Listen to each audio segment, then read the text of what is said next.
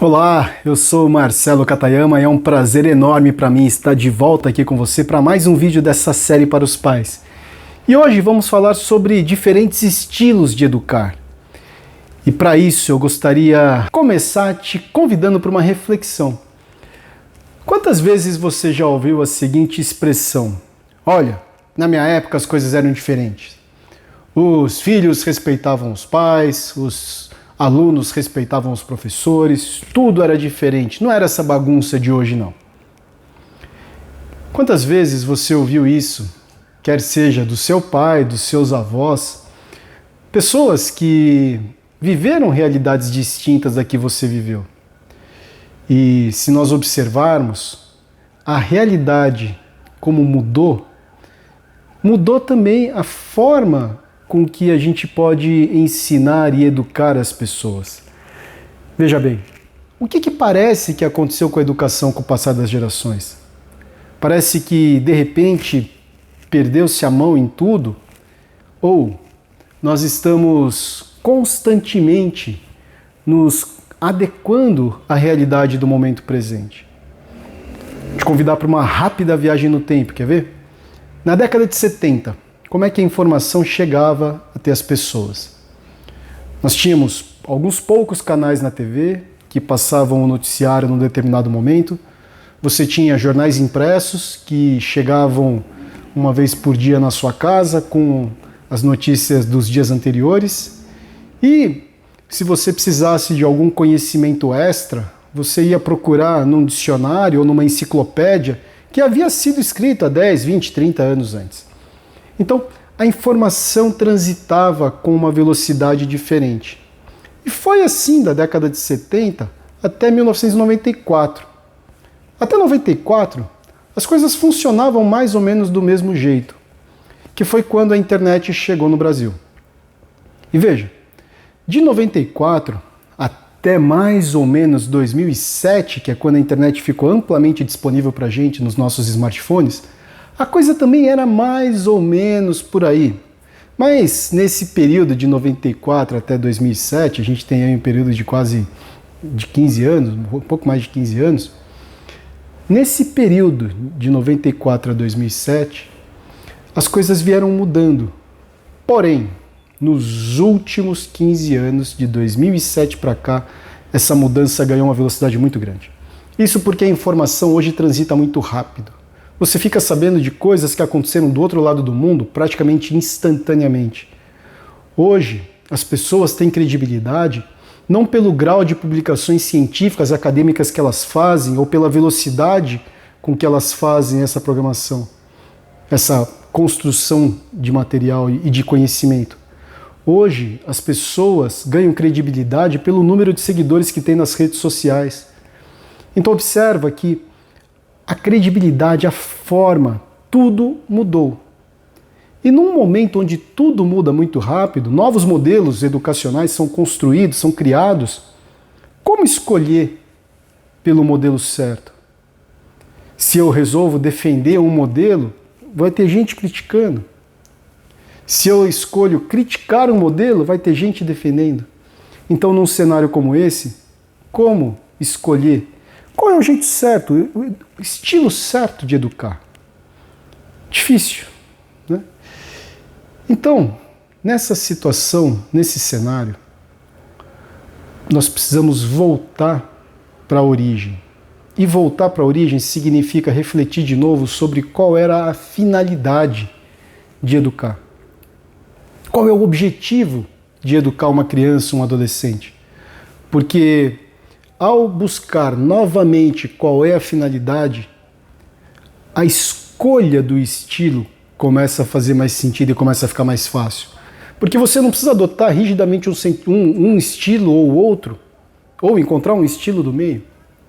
Mas quando você pode refletir novamente sobre a finalidade, o porquê daquilo, começa a ficar muito mais fácil encontrar um caminho. E veja, qual é a finalidade de educar uma criança? De educar um adolescente? Trazer meios para que ele possa ser um bom cidadão, para que essa pessoa tenha sua personalidade construída em cima de valores, em cima de princípios humanitários? é trazer para essa criança, para esse adolescente, uma possibilidade de um futuro de sucesso, um futuro brilhante. Então perceba que quando nós trazemos de volta o porquê, a forma de escolher muda. E aí você precisa parar, pensar e refletir um pouquinho. Quais são os valores centrais pelos quais você quer que o seu filho seja criado? Quais são os valores que você pratica no seu dia a dia?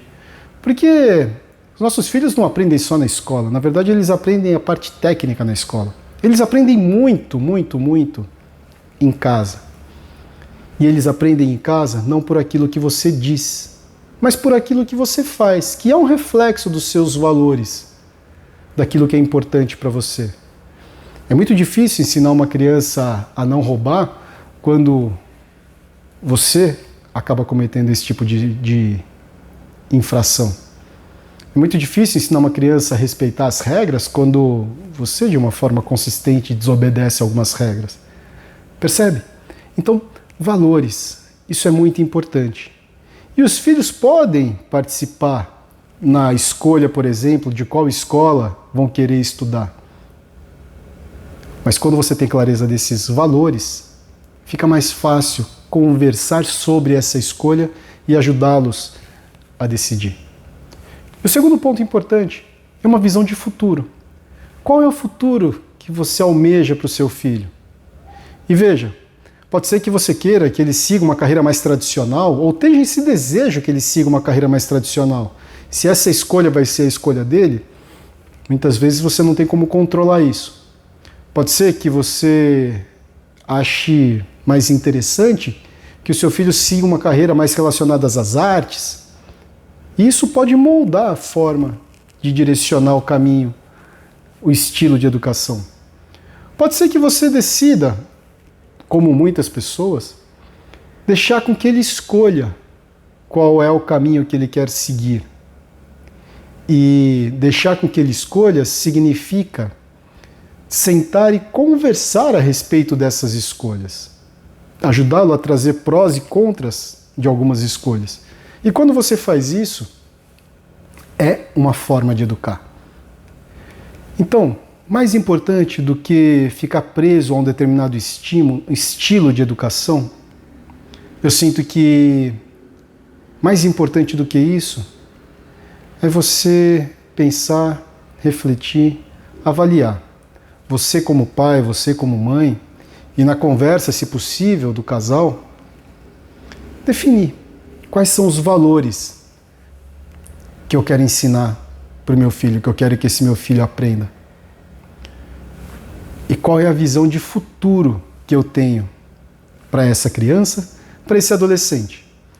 Porque tendo essa clareza, fica muito mais fácil encontrar aquela alternativa que seja viável, porque tem esse aspecto também, o aspecto financeiro da coisa. Mas o viável também em relação a tempo, em relação à disponibilidade de recursos, e que seja também produtivo e prazeroso para essa criança, para esse adolescente. Estudar 2, 3 línguas, eu acho que isso é muito legal. Agora, isso precisa ser, de uma certa forma, minimamente prazeroso. Essa criança, esse adolescente, precisa enxergar sentido nisso, porque ao enxergar sentido nisso, a coisa toda muda. Então, mais do que respostas prontas, eu trago aqui algumas novas perguntas. Porque a nossa mente funciona muito a partir de perguntas. E se eu mudo a pergunta, o meu cérebro começa a buscar respostas diferentes. Se eu faço sempre a mesma pergunta, eu vou ter sempre a mesma resposta. Agora, quando a gente muda a pergunta, a nossa mente se abre para buscar novas respostas. Então, qual é a sua visão de futuro e quais são os seus valores? 2 pontos fundamentais para decidir qual é o melhor estilo de educação.